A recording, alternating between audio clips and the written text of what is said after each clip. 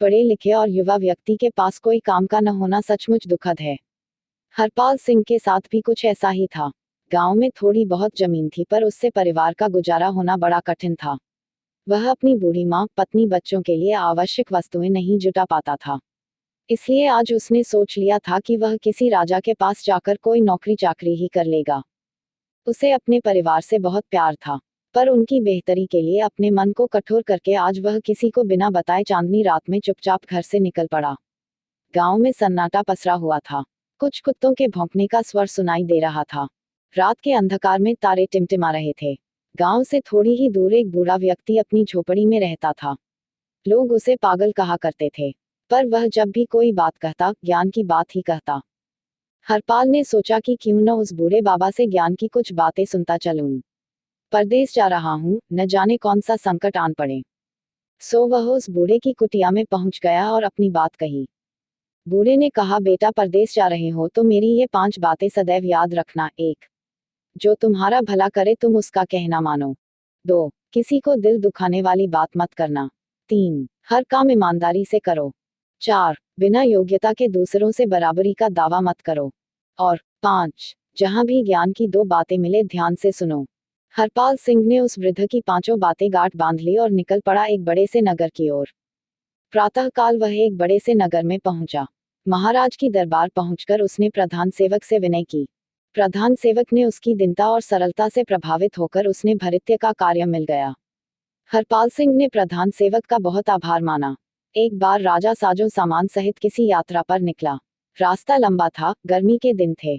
यात्रा दल के पीने योग्य पानी समाप्त हो गया। राजा और प्रजा दोनों प्यास से व्याकुल हो उठे।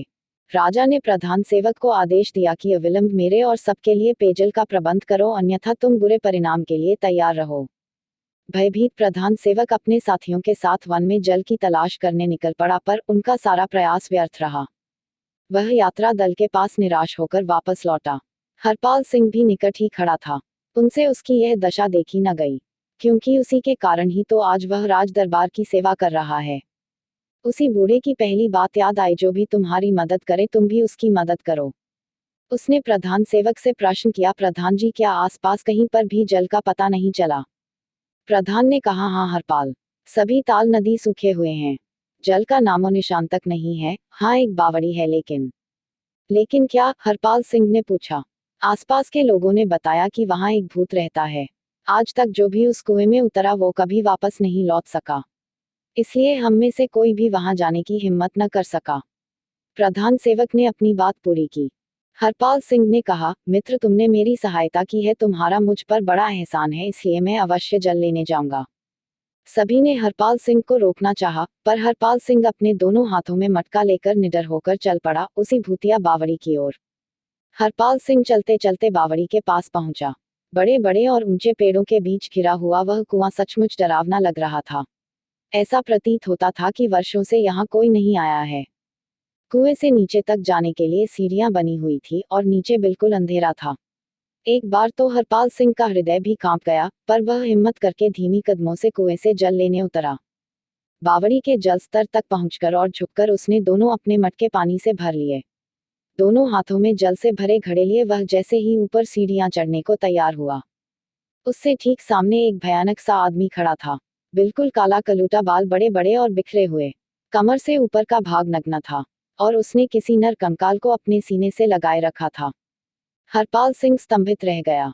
उस डरावने आदमी ने हरपाल से प्रश्न किया, ओ नौजवान, मेरी पत्नी के बारे में तुम्हारा क्या ख्याल है? हरपाल कुछ कह नहीं जा रहा था कि उसे वृद्धि की दूसरी बात याद आई, किसी के दिल दुखाने वाली बात मत करो। उसने जवाब दिया, ऐसी सुंदर स्त्री तो मैंने जीवन में कभी नहीं देखा। हरपाल सिंह का उत्तर सुनकर वह व्यक्ति बहुत प्रसन्न हुआ। उसने कहा, नौजवान, मैं तुमसे बहुत प्रसन्न हूँ।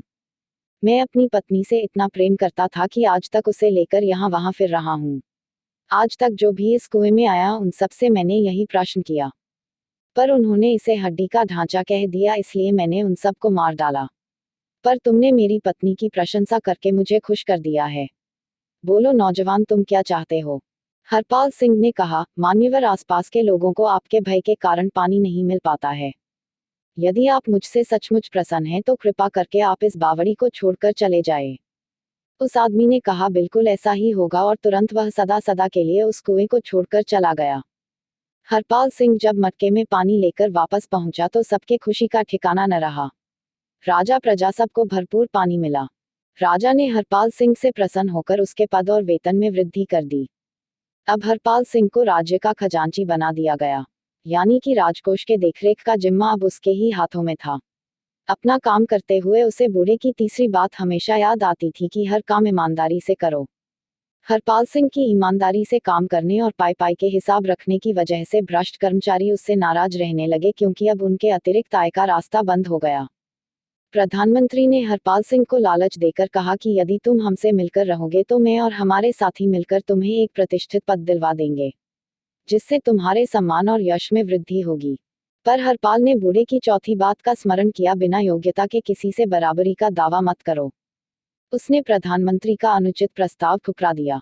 इससे नाराज होकर दूसरे ही दिन सुबह चापलूस मंत्रियों ने राजा के पास जाकर शिकायत की कि हरपाल सिंह अपने कार्य में हेराफेरी करता है, और मना करने पर उसने हमें खरी खोटी सुनाई और उसने राजपरिवार को भी अपमानजनक शब्द कहे हैं। राजा यह सुनकर आग बबूला हो गया। उसने कहा, हरपाल सिंह का यह दुस्साहस कि हमारे ही टुकड़ों पर पलकर हमें ही अपशब्द कहे। हम जब तक हरपाल सिंह का कटा सिर नहीं देख लें, हमारे परिवार का कोई भी सदस्य पानी तक नहीं पिएगा। राजा ने तुरंत एक सैनिक को बुलाकर उससे कहा, सैनिक, हमारे नगर से कुछ दूर के गांव में एक भवन निर्माण का कार्य चल रहा है। आज एक व्यक्ति तुमसे आकर यह पूछेगा कि काम कितना बाकी है। यह सुनते ही तुम उसकी गर्दन काटकर मेरे पास ले आना। राजा की आज्ञा पाकर वह सैनिक चला गया। कुछ देर बाद राजा ने हरपाल सिंह को अपने पास बुलाकर कहा, हरपाल सिंह, पास के एक गांव में बहुत बड़ा भवन बन रहा है, तुम शीघ्र जाओ और वहां के कारीगर से पूछकर आओ कि काम कितना बाकी है। जो आज्ञा महाराज। हरपाल सिंह एक घोड़े पर सवार होकर अनजाने में अपने ही मृत्यु की ओर बढ़ चला।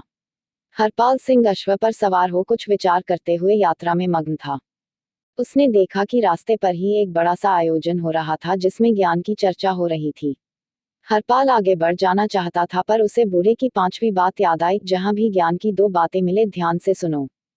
वह घोड़े को एक वृक्ष से बांधकर कथा सुनने में रम गया।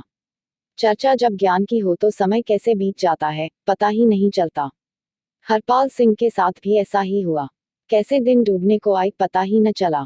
इधर राज परिवार के सदस्य भूख प्यास से तड़पने लगे, क्योंकि उन्होंने हरपाल सिंह के मरने के बाद ही अन्य जल ग्रहण करने की प्रतिज्ञा की थी। राजा का बेटा भूख प्यास सहन नहीं कर सका। वह जानना चाहता था कि हरपाल सिंह का सिर अब तक क्यों नहीं पहुंचा। वास्तविकता जानने के लिए राजकुमार एक साधारण पुरुष का वेश बनाकर उसी सैनिक के पास जा पहुंचा, जिसे राजा ने हरपाल सिंह का सिर काटने की आज्ञा दी थी। वहां जाकर उसने सैनिक से पूछा, काम अब तक पूरा क्यों नहीं हुआ। वह सैनिक के वेश बदले हुए राजकुमार को नहीं पहचान पाया। उसने समझा कि यही वो व्यक्ति है जिसका सिर काटने के लिए मुझे महाराज ने यहाँ भेजा है। उसने आंव देखा ना तांव झट से राजकुमार का सिर काट दिया। बाद में जब राजा को असलियत पता चला तो राजा ने हरपाल सिंह से माफी मांगी। दोस्तों, कमेंट में बताओ, यदि हरपाल सिंह बूढ़े की 5 बातें नहीं मानता तो क्या होता। दोस्तों, वीडियो पसंद आया हो तो वीडियो को लाइक कर दें। इसी तरह के वीडियो देखने के लिए चैनल को सब्सक्राइब कर लें। धन्यवाद।